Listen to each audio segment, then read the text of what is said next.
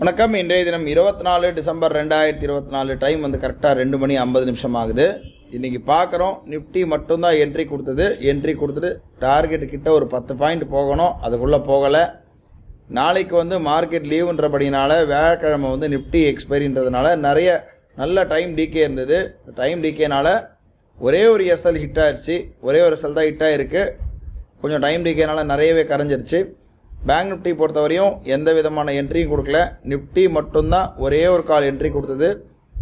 ஒரே ஒரு லாட் மட்டும் நிஃப்டி வந்து ஒரு என்ட்ரி கொடுத்து எஸ்எல் ஹிட் ஆகிருக்கு. எம்டிஎம் பார்த்தீங்கன்னா 2400 ரூபா கிட்ட எம்டிஎம் வந்து மைனஸ் ஆகிருக்கு. ஒரு முக்கியமான காரணம் 2400 ரூபாய்க்கு என்னென்னு பார்த்தீங்கன்னா டைம் டிகே தான். 116 ரூபாய்க்கு வாங்கி 67 ரூபா கட் ஆகிருக்கு. 23,800 காலு. இன்றைக்கி வந்து 2457 இன்றைக்கி வந்து மைனஸ் ஆகிருக்கு. இப்போ நம்ம பேக் ஆஃபீஸை பொறுத்த மட்டிலும் பார்த்தீங்கன்னா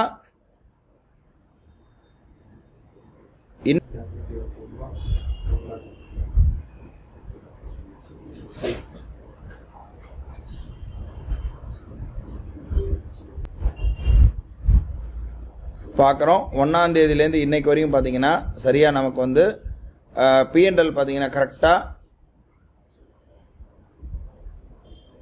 ஆல்மோஸ்ட் 24,000 ப்ராஃபிட் வந்திருக்கு. அதில் 1,600 ரூபா டேக்ஸ் போயிருக்கு. 22,250 ரூபா கிட்ட நெட் ப்ராஃபிட் வந்திருக்கு. P&L இந்த மாதம் வெறும் 30,000 டெப்ளாய்மெண்ட் கேபிட்டலுக்கு 23,000 ரூபா கிட்ட ப்ராஃபிட் வந்திருக்கு. இதுதான் இப்போ இருக்கக்கூடிய ஸ்டேட்டஸு. இது எப்படி போனாலும் இப்போ நம்ம பார்க்குறோம், கிட்டத்தட்ட 4 நாள் ரெட்டு வந்திருக்கு. இருந்தால் கூட 23,000 ரூபா நமக்கு ப்ராஃபிட்டில் தான் இருக்குது.